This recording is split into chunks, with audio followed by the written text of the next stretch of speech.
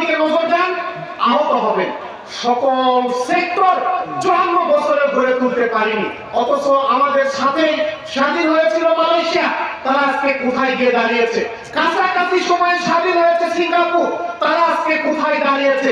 তাম দুনিয়ার অর্থনীতির সাথে তারা ব্যাটল করছে, যুদ্ধ করছে, আর আমরা সেই দেশে মানুষ রপ্তানি করি। আমি একটি তথ্য সব জায়গায় বলি, এই এলাকা থেকে বিদেশের লোক আছে কিনা ভাই? আমার রাষ্ট্র খুবই গর্ব করে বলে আমরা রেমিটেন্স যোদ্ধা তৈরি করেছি। 1 কোটি রেমিটেন্স যোদ্ধা। এটা তো সরকারি হিসাবে 1 কোটি, বেসরকারি হিসাবে 3 কোটি প্রবাসী বিদেশে লড়াই করছে। আমি তো বলি রাষ্ট্রের লজ্জা পাওয়া উচিত, রাষ্ট্রের তার নাগরিকদের কাছে ক্ষমা চাওয়া উচিত। আমরা 54 বছরে এমন একটা দেশ গড়তে পারিনি যে দেশ তার 20 কোটি মানুষের হাতে কাজ দিবে। যদি কাজ দিতে পারত, কলকারখানা তৈরি করতে পারত, যে বেতনটা বিদেশে পায় তার অর্ধেক বেতন পেলেও আমার দেশের কোনো যুবক বিদেশ গিয়ে থাকতো না। বিদেশে খুবই ভালো জায়গা, খুবই শখের জায়গা। আপনাকে ডিউটি থেকে নিজে রান্না করে খেয়ে যেতে হয় ডিউটিতে, আবার ফিরে এসে নিজে রান্না করে ঘুমাতে হয়। ডিউটি টু ঘুম, ঘুম টু ডিউটি। আপনি অসুস্থ হলে আপনাকে দেখার কেউ নেই। আপনি যৌবনের শেষ সময়ে স্ত্রীকে ফেলে বছরের পর বছর বিদেশ কাটিয়ে দিতে হচ্ছে। আর যৌবনের শেষ সময়ে বাবা মার খেদমত থেকে বঞ্চিত হয়ে বিদেশে কাটিয়ে দিতে হচ্ছে। যদি আমরা তাদের কাজের ব্যবস্থা করতে পারতাম, কোন যুবক এই মাটি ছেড়ে 1000 কিলোমিটার দূরে গিয়ে কাজ করতো না ভাইরা।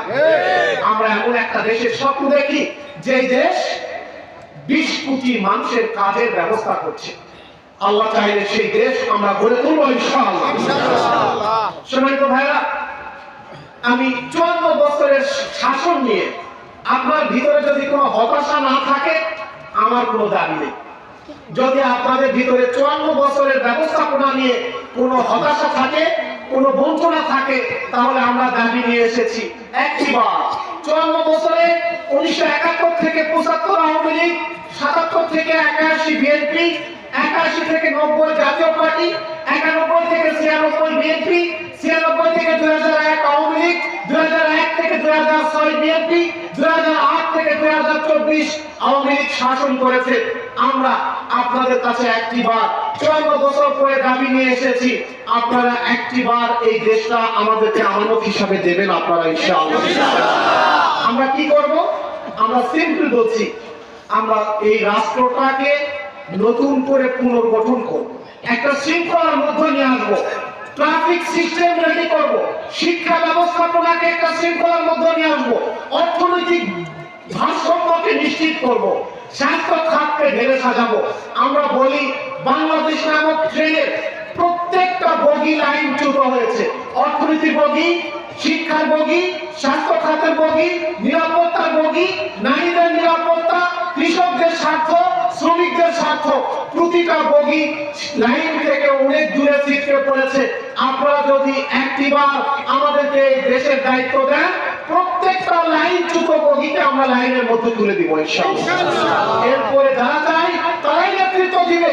একটিবার এই দেশটাকে দুর্নীতিমুক্ত হয়ে, নির্লোভ হয়ে, একমাত্র দেশের কল্যাণে দেশটাকে শৃঙ্খলার দিকে নিয়ে যাওয়ার একটা সুযোগ আপনারা দেবেন ইনশাআল্লাহ। আমি আপনাদের কাছে একটা সাক্ষী চাই, আপনারা এই সাক্ষী দেবেন কিনা? আপনাদের কি মনে হয় এই 54 বছর পরে পার্লামেন্টে দাঁড়িয়ে আমি আদমদিঘি দুপচাচিয়াকে মাথা উঁচু করে তুলে ধরতে পারবো? এটা কি বিশ্বাস করেন আপনারা? আপনারা কি মনে হয় যে প্রধানমন্ত্রীর সাথে বসে ডিল করতে পারবো? মনে হয় এটা? ওই স্পিকারের সামনে গিয়ে আমাদের এলাকার প্রবলেম গুলো আমি বলতে পারবো? মনে হয় এটা?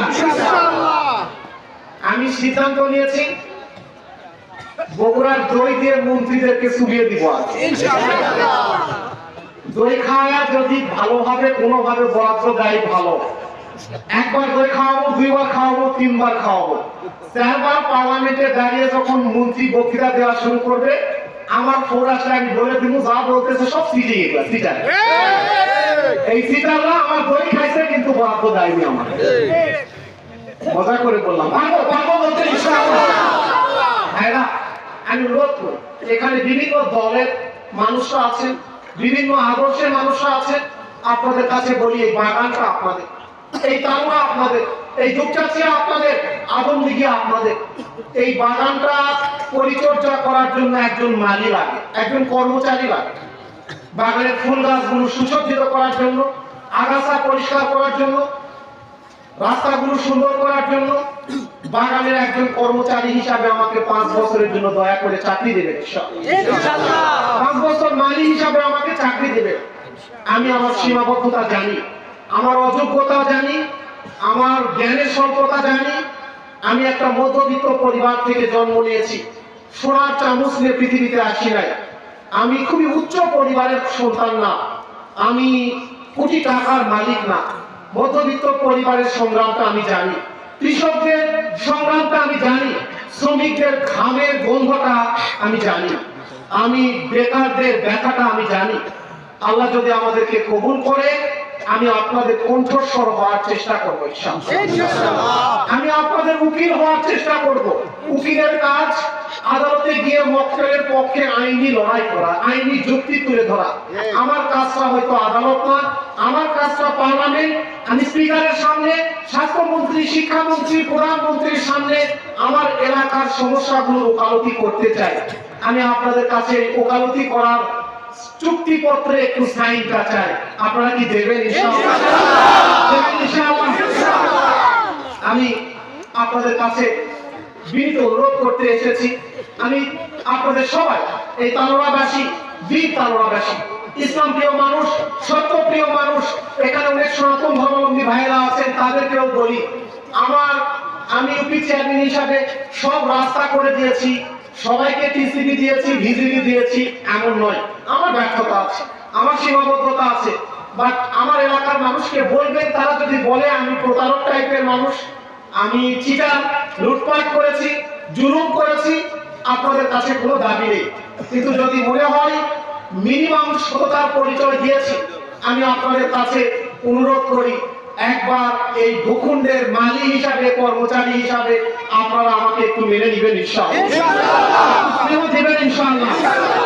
আমি আপনাদের কাছে বিনয়ের সাথে আর্জি পেশ করে গেলাম। আমি আপনাদের দুপচাচিয়ার সন্তান। এই দুপচাচিয়ার সন্তান হিসাবে আপনাদের প্রতি একটা অধিকার আমার আছে, সম্ভবত আপনাদের প্রতি চাওয়া অধিকার নিয়ে বলে গেলাম, দুপচাচিয়ার সন্তানকে একটু পার্লামেন্টে যাওয়ার সুযোগটুকু আপনারা দেবেন। এই অনুরোধটুকু করে আজকের এই চমৎকার আয়োজনে আমি, এতগুলো নাগরিক এসেছেন, আমি খুবই অভিভূত, আপনাদের প্রতি বিনম্র কৃতজ্ঞ। চলেন, আমরা 54 বছরে অনেক বিভাজন তৈরি করেছি, অনেক শত্রুতা তৈরি করেছি, আমরা ভুল করেছি, মিস্টেক করেছি। আমাদের জীবনের প্রত্যেকেরই ভুল আছে। ভুলগুলো থেকে শিখে আমরা নতুন করে এক নতুন পৃথিবী গড়ে তুলি, নতুন বাংলাদেশ গড়ে তুলি। আমার প্রিয় জন্মভূমি, আমাদের এই দুপচাচিয়া আদমদিঘিকে আমরা নতুন করে গড়ে তুলি। এই এলাকার সুশাসন, ইনসাফ এবং আদল গড়ে তুলি। তার জন্য আপনাদেরকেও প্রয়োজন। সবাই মিলে আমাদের এই মাতৃভূমিকে আমরা চাষাবাদ করব, গড়ে তুলব, এই প্রত্যাশা ব্যক্ত করে এই চমৎকার আয়োজনে আপনারা আমাদের কথা শোনার জন্য কৃতজ্ঞতা জানিয়ে, সবাইকে অসংখ্য ধন্যবাদ জানিয়ে, আসন্ন নির্বাচনে আমি একটু জানতে চাই, আমাদের মার্কাটা কি? কি মার্কা আমাদের? আমরা দাঁড়িপাল্লা মার্কায় আপনার ভাই, আপনার সন্তান, আপনার স্ত্রী, আপনার বাবা মা, পাড়া প্রতিবেশী, এই বীর তালোয়াবাসী, প্রত্যেকটি ভোট আমার কাছে গুরুত্বপূর্ণ। আপনাদের প্রত্যেকের কাছে বিনীতভাবে 5 বছরের জন্য দাঁড়িপাল্লা মার্কায় আপনাদের একটা সিল মতামত প্রত্যাশা করে আমি আমার কথা এখানে শেষ করছি। আল্লাহ হাফিজ। বাংলাদেশ জিন্দাবাদ।